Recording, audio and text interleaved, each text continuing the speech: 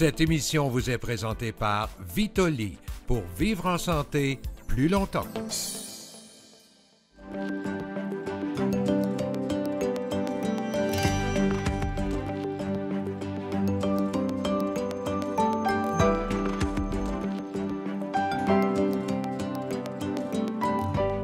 Bonjour tout le monde, bienvenue à l'émission La santé autrement, émission qui met en valeur les principes de la santé intégrative. Cette semaine, nous allons parler des douleurs chroniques. Pouvez-vous nous nommer 3 approches pour les douleurs chroniques?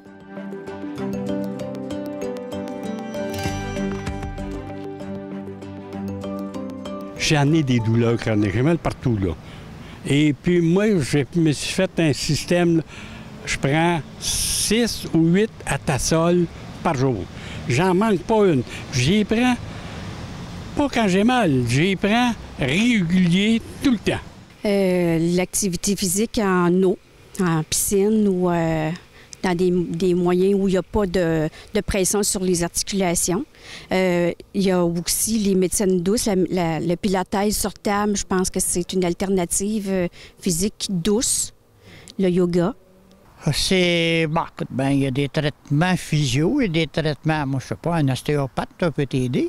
Et puis, il y a des traitements par l'exercice. Je connais une personne qui en a eu des douleurs chroniques, puis elle savait pas pourquoi. Elle est allée voir un médecin, oui, mais après, elle est allée voir un... je me souviens plus du nom, mais ça travaille avec genre les nerfs un peu. Puis finalement, c'était genre ça. Fait que c'est peut-être pas évident, mais peut-être aller voir d'autres personnes. Pas nécessairement un docteur, genre à l'hôpital. Si aller voir quelqu'un d'autre. L'ostéopathie, l'acupuncture, la crânio-sacrée. Moi, je fais de la thérapie crânio-sacrée. Et puis, si on va aller voir ce qu'il y a dans une petite valise, c'est formidable.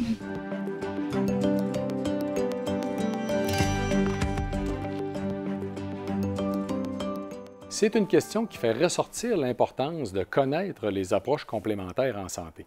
Il faut savoir qu'au Canada, si on regarde la population de la Colombie-Britannique aller jusqu'à la population des Maritimes, nous avons entre 84 et 63 de la population qui va faire appel au courant de l'année à des approches complémentaires. Donc des approches comme la massothérapie, la naturopathie, l'ostéopathie ou bien même l'acupuncture. Donc, c'est une situation qui a été évaluée en 1997, qui a été reconfirmée en 2006. Et on peut bien penser aujourd'hui que c'est exactement la même situation actuellement, où on a donc plus des 2 tiers de la population en moyenne qui vont faire appel à des approches complémentaires. Il faut savoir qu'en même temps, nous avons environ 30-32 de la population qui vont utiliser la médication. Donc, c'est donc dire que c'est très important de bien connaître, bien savoir en fait quelles sont les approches complémentaires pour une facette de santé donnée qui pourraient être à notre portée, qu'on peut utiliser.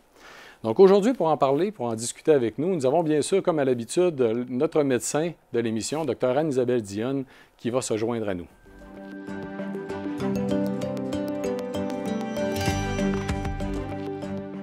Bonjour Anne-Isabelle. Bonjour. Il existe différentes approches pour les douleurs chroniques? Oui, il en existe beaucoup. Premièrement, je prends la parole comme médecin de famille. C'est un sujet assez délicat et complexe, les douleurs chroniques. Comme médecin de famille, on est assez démunis parce qu'on connaît très bien les approches pharmacologiques dans différentes classes d'analgésiques qu'on peut combiner et escalader dans le but de soulager nos patients. Pour les médecins plus habiles qui sont capables de procéder à des infiltrations ou des méthodes techniques qui permettent d'injecter des analgésiques dans les articulations ou ailleurs pour soulager la douleur, une fois qu'on a fait ça et que le patient est toujours souffrant, on ne sait plus quoi faire. C'est pas compliqué. On réfère la plupart du temps nos patients à la clinique de la douleur. Ça prend à peu près 2-3 ans d'attente avant qu'ils soient vus. On reste quand même les médecins responsables d'assurer le suivi de ces patients-là de façon longitudinale jusqu'à temps qu'il y ait une opinion en spécialité à cet effet-là. Alors, je pense que comme médecin de famille, on a un devoir de s'ouvrir par rapport aux autres médecines alternatives qui existent et qui ont démontré des données probantes en lien avec le soulagement de la douleur et qui pourraient être des alternatives extraordinaires pour nos patients souffrants, alors que des fois, la médecine moderne a atteint un peu ses limites. Oui, parce que j'en parlais tout à l'heure en introduction. On a en moyenne au Canada 75 de la population qui font appel à des approches complémentaires et c'est majoritairement pour la douleur chronique. Ah, tout à fait. Puis, en fait, tu vois, ça, c'est un élément très important parce que comme médecin, habituellement, on est très drillé dans l'optique d'intégrer des lignes directrices dans la prise en charge de nos patients, puis de prescrire ou pas en fonction des données probantes qui existent. Par contre, il y a tellement d'autres approches qui ont des centaines d'années de documentation, qui n'ont pas des données scientifiques des fois aussi robustes que ce qu'on trouve dans le monde pharmacologique avec nos médicaments, mais qui ont quand même un intérêt à découvrir et appliquer auprès de nos patients. Et c'est important aussi de comprendre que ce que le patient désire faire, parce que c'est compatible avec sa culture, son désir, ses valeurs, ce avec quoi il est le plus à l'aise d'implanter dans sa vie, bien, c'est ça qui devrait primer. Si un patient commence à dire, bien moi, docteur, je préférerais éviter les médicaments puis avoir des produits naturelle ou aller vers des médecines alternatives, bien, c'est aussi notre devoir comme praticien de l'encourager, de le guider dans l'obtention de données probantes suffisamment bien obtenues dans la science pour être capable de guider son choix pour que ce soit profitable pour lui. Et l'effet placebo, c'est important de le nommer aussi, hein? Oui. 80% de tous les actes qui sont faits dans une optique thérapeutique avec le patient relèvent de l'effet placebo, alors que 20% seulement est issu de la physiologie de l'action médicale ou du traitement. Alors, d'autant plus, il est tellement important que l'action thérapeutique ou la direction que le médecin donne dans sa relation thérapeutique soit totalement en phase avec ce que le patient veut, parce qu'autrement, on va se ramasser qu'un effet nocebo, qui est le contraire de l'effet placebo, qui est plutôt engendrer des effets secondaires, une certaine toxicité, juste parce qu'on sait que c'est pas bon pour soi, alors que l'effet placebo, c'est plutôt le contraire. Ou encore tout simplement une baisse d'efficacité ou un manque d'efficacité. Oui, mais tu viens de toucher un élément central, en fait, de la santé intégrative, c'est de considérer le désir de la personne en tant que telle. Absolument. Parce que c'est sûr que la douleur est un des beaux sujets pour parler de santé intégrative. Absolument. Parce que là, ce qui va convenir à un ne va pas nécessairement convenir à l'autre. C'est intéressant de considérer la personne dans sa globalité. De personnaliser. D'essayer de l'orienter, à la fois pour son désir, ses besoins, mais aussi en connaissant qu'est-ce qui, pour une facette de santé particulière, peut avoir bien fonctionné. Tout à fait. Parce que... Et un élément qui est très important que j'aimerais mentionner dans l'optique de gestion des douleurs chroniques, c'est la pertinence de s'intéresser aussi à la santé cardio-métabolique qui peut évoluer parallèlement à l'état de douleur chronique. Je vais vous parler de mon expérience, évidemment, personnelle, mais il y a énormément de patients qui souffrent de douleurs chroniques qui ont décidé de changer leurs habitudes de vie alimentaires, par exemple, qui ont adopté une alimentation faible en glucides, qui ont arrêté de prendre du sucre ou des aliments qui contiennent du gluten pour certains, et ils se sont vus nettement améliorés dans leur symptomatologie à cause de ces changements alimentaires-là. Donc, on est capable de voir de plus en plus que le phénomène de résistance à l'insuline et l'effet que certains aliments très mauvais pour la santé provoquent dans l'inflammation systémique, ça semble être un médiateur ou un perturbateur qui augmente la sensibilité ou la perception de la douleur chez un individu. Alors, tu sais, c'est bien beau traiter avec des médicaments, mais quand on passe à côté de l'essentiel, qui est plutôt le facteur étiologique perceptif de la douleur, bien, on passe à côté de la solution peut-être. Oui, tout à fait. Vous avez tout à fait raison. Bien, merci beaucoup, en fait, pour toutes ces connaissances. C'était vraiment un plaisir. Allons voir maintenant qu'est-ce qu'en pense notre pharmacien.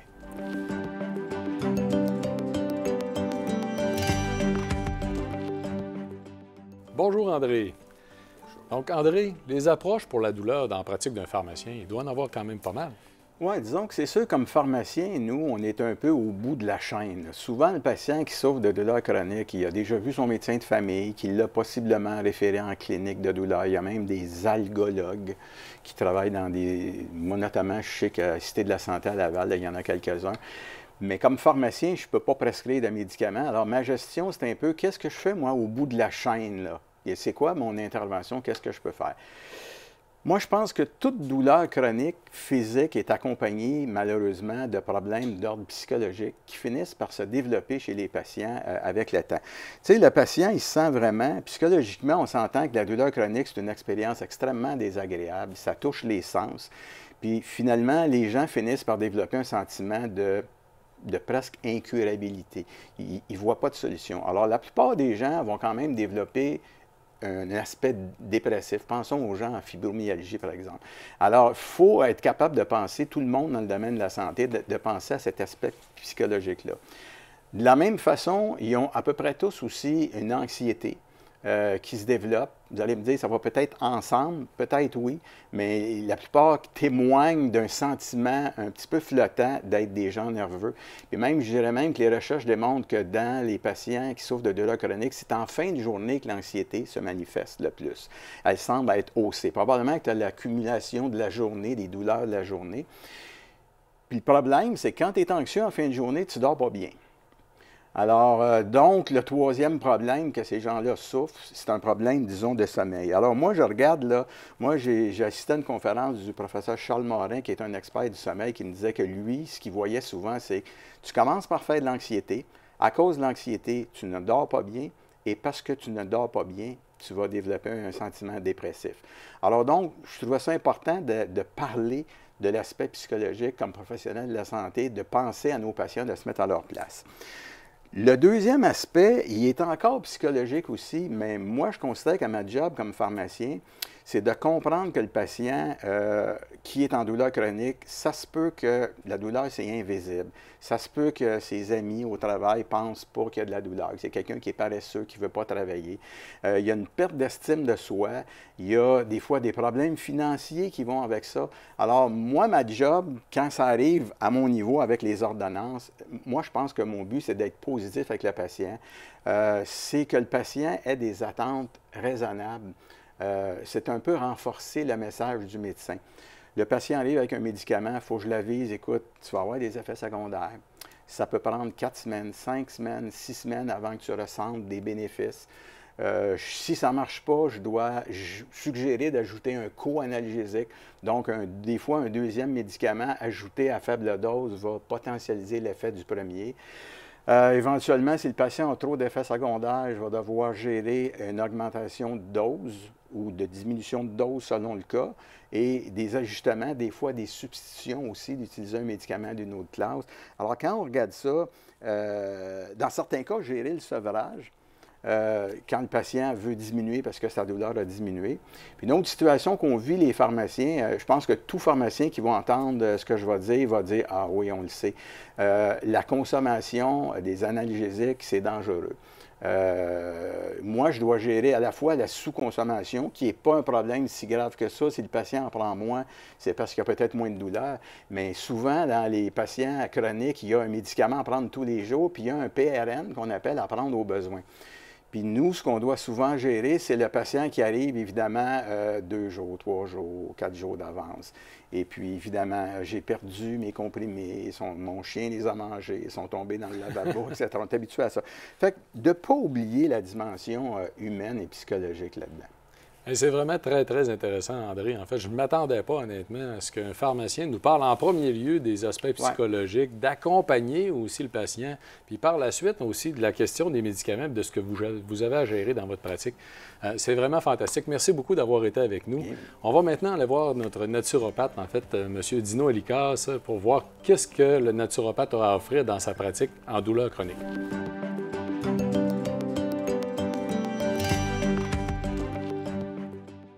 Bonjour Dino. Bonjour Éric. Donc aujourd'hui, on va parler de douleur chronique. Je voudrais d'entrée de jeu mentionner, c'est peut-être intéressant de le souligner, que malheureusement, dans la douleur chronique, généralement, on va commencer à considérer la naturopathie parce que tout le reste n'a pas fonctionné. C'est effectivement malheureusement vrai. Parce que on a un peu fonctionné à l'envers, si je me permets, parce que souvent les gens vont arriver en consultation pour du sevrage qu'on ne peut pas vraiment faire parce qu'on n'a pas l'autorité à travailler sur la médication ou autre. Et effectivement, le cas est rendu grave. André a parlé d'un espèce de cercle, anxiété, sommeil, dépression, douleur. Et c'est peut-être effectivement pas trop tard, parce qu'il y a toujours quelque chose qui peut être fait, mais si on pouvait voir les gens avant, puis améliorer le sommeil, améliorer l'anxiété, peut-être améliorer les premiers symptômes de douleur, on pourrait avoir un impact beaucoup plus important à long terme, en fait. Bien, même chez les gens qui vont prendre de la médication, si vous seriez en mesure, en naturopathie, de les accompagner pendant la prise de médication, vous pourriez peut-être pallier aussi à des facettes qui faciliterait, qui améliorerait le traitement. Ça pourrait peut-être être une belle façon de voir la santé intégrative. Bien, tout à fait, parce que si on considère peut-être les suppléments, il y a certaines plantes qui ont des propriétés antidouleurs, anti-inflammatoires, qui sont quand même bien documentées, connues. Il faut faire attention aux interactions. Bien sûr, il faut bien connaître notre domaine de ce côté-là, puis aussi s'assurer des dosages, etc. Je pense que ça va de soi. Mais au-delà de ça, l'accompagnement au niveau de la gestion de l'anxiété, du sommeil, faire de l'exercice physique, souvent, c'est multifactoriel. Il n'y a pas de pilule miracle pour la douleur. On se rend compte en plus que la douleur est différente d'un individu à l'autre. On voit souvent des tests qui sont faits, par exemple, de plonger sa main dans de l'eau glacée. Puis on voit des gens qui ne tolèrent pas 30 secondes, puis d'autres qui peuvent rester beaucoup plus longtemps. Donc, c'est extrêmement personnel, la douleur. Et c'est les centres nerveux centraux que la douleur qui est amenée là, c'est eux qui interprètent et qui nous font interpréter un peu la douleur. Donc, il y a une implication, je dirais pas psychologique, c'est très individuel d'une personne à l'autre, mais il y a des recherches qui ont été publiées récemment qui montrent que la perception finale peut être modifiée par l'empathie, par exemple. Il y a des publication récente, 2019-2020. On a même la chance, j'ai eu la chance de le rencontrer, d'avoir un chercheur ici qui a la chaire du Canada dans la génétique de la douleur, qui s'appelle Jeffrey Mogill. Il est à l'Université McGill. C'est un Américain, mais qui est ici. Et eux ont identifié 40 gènes qui codent pour la douleur, puis lui me disait qu'il y a plus de 400 gènes. Puis le but de la chaire, c'était de développer des médicaments spécialisés pour une femme, un homme, un enfant, ou des gens qui ont des perceptions différentes. Et finalement, son constat, c'est que c'est pratiquement impossible. Parce qu'il y a tellement de gènes impliqués que finalement, on trouve d'autres façons. Et donc, ça fonctionne plus ou moins. Et eux, même à McGill, pour revenir à mon cas d'empathie, ont fait des tests avec des gens qui avaient de la douleur et à qui on faisait entendre des commentaires de quelqu'un, alors qui pensait que par inadvertance, ils entendaient ça, des commentaires positifs, empathiques, et leur douleur diminuait jusqu'à 12 %. C'est majeur quand même. Donc, il y a plusieurs choses qui peuvent être faites. Bien sûr, les habitudes de vie, l'exercice modéré, mais sincèrement, c'est complexe, mais c'est possible. Et ce que tu viens de nous mentionner, quand même, met en lumière le fait que ce qui fonctionne pour une personne ne fonctionnera peut-être pas pour une autre. C'est que malheureusement, dans le cas de la douleur, on fait de l'essai-erreur. C'est souvent le cas. Puis en naturopathie, quand on travaille avec l'alimentation, moi, j'ai plein d'expériences personnelles.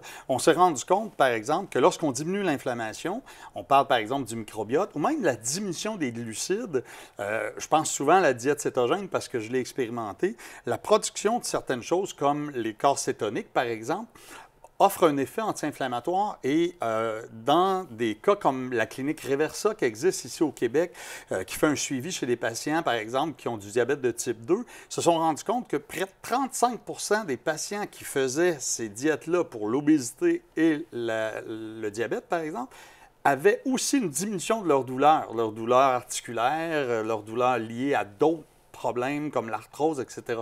Donc, on voit que l'alimentation, l'exercice physique, le sommeil, l'anxiété, la gestion du stress, parmi tous les problèmes chroniques, la douleur aussi en fait partie. Donc, wow, j'adore ta façon de voir l'être humain dans sa globalité, en fait, puis d'apporter, en fait, une réflexion sur tout ce qui peut avoir un impact. Merci beaucoup, Dino. Et cette semaine, ce n'est pas un, mais deux experts invités. Un expert, Sylvain Audet, qui est acupuncteur, et une experte, Valérie Conway, qui est ostéopathe, qui vont venir nous parler de la douleur.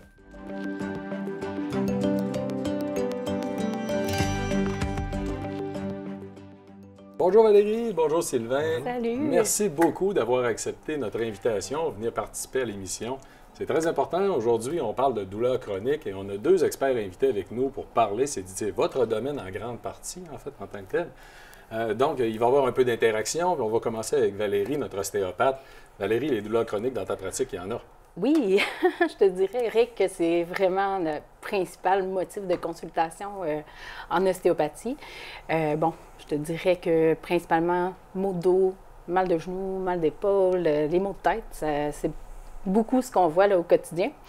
Je ne sais pas, toi, Sylvain, j'imagine que ça se ressemble. C'est un peu la même chose pour moi aussi. Pour l'acupuncteur, c'est les mêmes douleurs, c'est le même genre? Bien, souvent les gens vont venir nous voir en premier pour les douleurs. Là, le dos, les articulations, absolument. Les maux de tête aussi. Oui.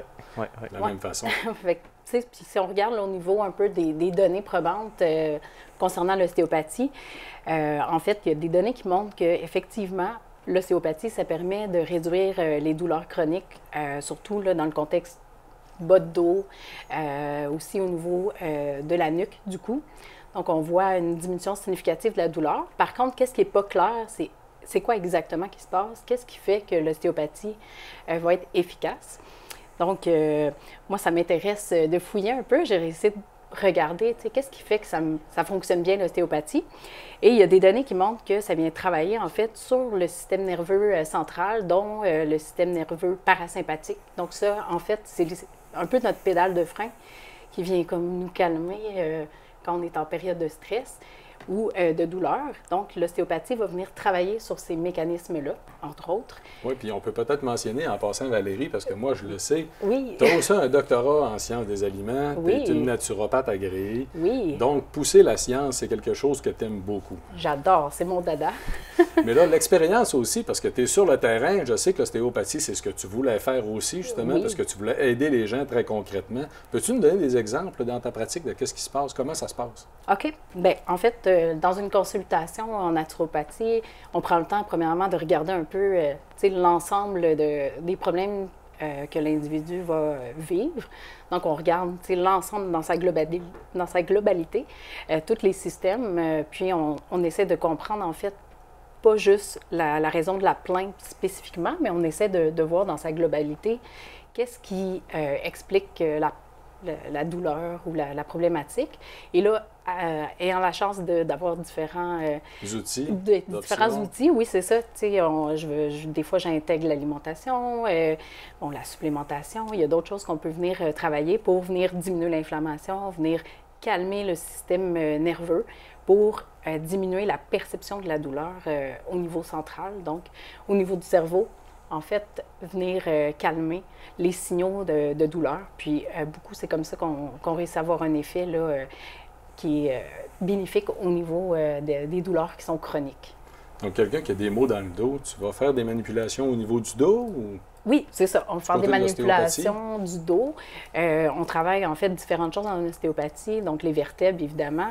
On peut travailler les nerfs, les fascias. En fait, les fascias, je ne sais pas si c'est pas tout le monde qui connaît, mais les fascias, c'est un tissu qui va envelopper par-dessus les muscles, puis qui va connecter en fait toutes les parties de notre corps. Donc, on peut venir travailler les tensions au niveau des fascias.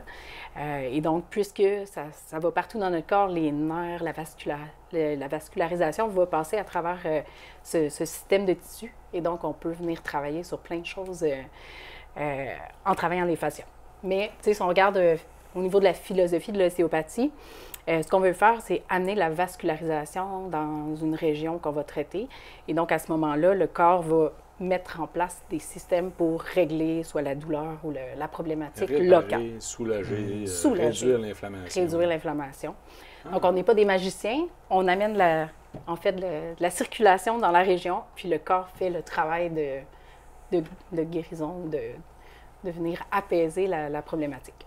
Ah, c'est fort intéressant, en fait. Oui, merci beaucoup. C'est intéressant de voir que c'est semblable par rapport à l'approche en acupuncture, une approche qui est globale, qui considère tous les aspects de l'être humain, justement, bio, psychosocial, puis toute la notion de fascia, en anglais, hein, connective tissue, donc qui fait une connexion entre tous les différents aspects du corps, fait que c'est vraiment intéressant de voir que, même moi, quand je mets une aiguille d'acupuncture, qu'est-ce que je fais? Localement, il y a plusieurs choses qui se passent, pour ceux qui connaissent un petit peu plus les termes là, scientifiques, bon, il se produit la soupe chimique qu'on appelle, donc il y a plusieurs neurotransmetteurs là, qui vont aller se produire pour faire en sorte que le corps guérisse cette région-là, si on parle juste de cette région-là, mais ça a un effet aussi ailleurs. Ça a été démontré, par exemple, juste le fait de mettre une aiguille à un endroit, ça va... il y a une étude qui avait été faite à l'Université de Harvard avec le Dr Hélène Langevin, entre autres. Donc, juste le fait de mettre une aiguille, ça va faire en sorte que dans un diamètre de 3 à 4 cm, tous les fibroblastes vont être excités localement. Donc, c'est vraiment intéressant. C'est vrai, c'est sûr. En fait, hein, Sylvain, dans ton domaine, dans l'acupuncture, c'est une... dans votre cas, j'imagine que vous avez aussi, pour chacune des facettes des approches qui ont déjà été élaborées, en fait, pour chacune des facettes des douleurs, un peu comme dans l'ostéopathie.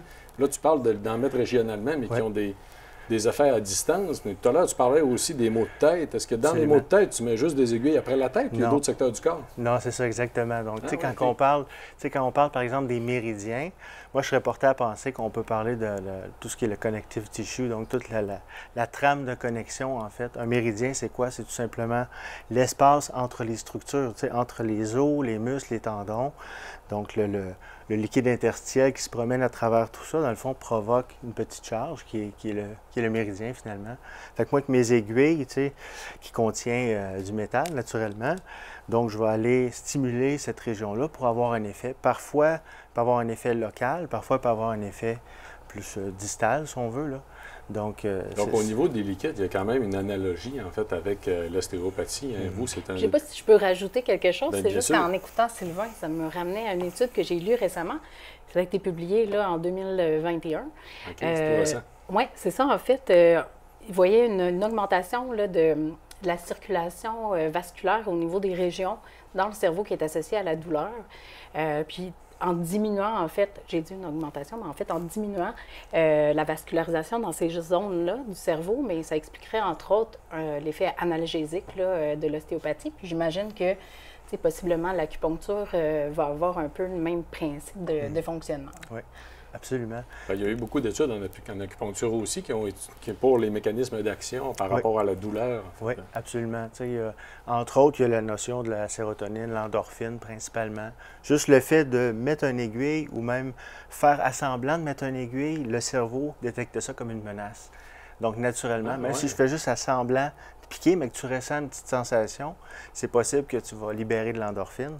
Le fait que ça va être efficace le lendemain, c'est-à-dire que la douleur va être soulagée pas seulement sur le coup, mais plus à long terme, ça va être si je suis allé mettre l'aiguille à la bonne place. C'est ce qui va faire la différence. C'est intéressant, ça. OK. Ouais, c'est qu'il y a plusieurs facettes, dans le fond, là, qui expliquent l'amélioration de la douleur dans le cas de l'acupuncture. Absolument. Puis, tu sais, il y avait, tantôt, on parlait bon, de l'imagerie, tout ça.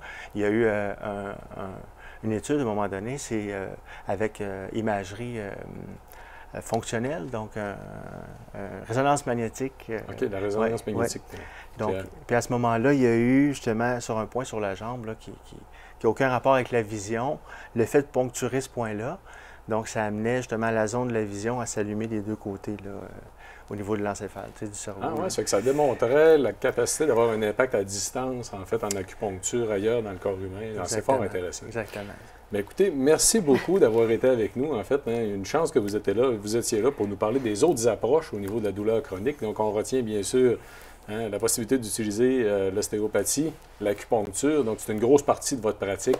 Merci encore d'avoir partagé, en fait, vos connaissances avec nous. Merci à toi. De l'invitation. Merci beaucoup. Bye.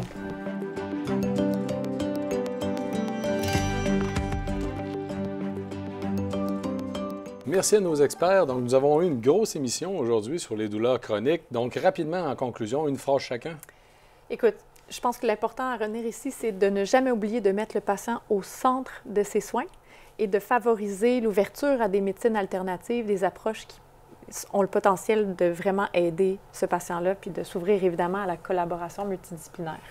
Je dirais qu'on n'a pas beaucoup insisté sur l'activité physique, mais je pense qu'en quelque part, les gens qui bougent un peu plus à leur niveau de capacité vont voir une amélioration au niveau de la douleur. Je l'ai constaté à plusieurs reprises. Écoute, moi, je conclurai en disant qu'il y a toujours un lien psychologique et psychique avec la douleur. Donc, ça va dans les deux sens. Il y a des gens qui somatisent, en fait, et qui n'ont pas vraiment de douleur et qui en ressentent. Puis, il y a des gens qui n'ont que de la douleur, mais qui finissent par développer à cause de ça des troubles, anxiété, dépression et problèmes de sommeil. Donc, la douleur est une excellente occasion de souligner l'importance de la santé intégrative, de considérer le désir de la personne avant tout, mais aussi de bien connaître toutes les approches qui peuvent être appliquées à un secteur donné de façon à bien orienter la personne. Tout à fait. Exact. Merci à nos experts pour toutes ces informations. Merci d'avoir été des nôtres à l'émission cette semaine. J'espère que ces informations sur la douleur chronique vont vous permettre de mieux comprendre ce que vous pouvez faire pour faire face à la douleur chronique. N'hésitez pas à en parler avec les gens que vous connaissez de façon à nous aider à faire rayonner la santé intégrative. Et soyez des nôtres la semaine prochaine. Nous allons parler de manger santé en mangeant du gras. C'est un rendez-vous.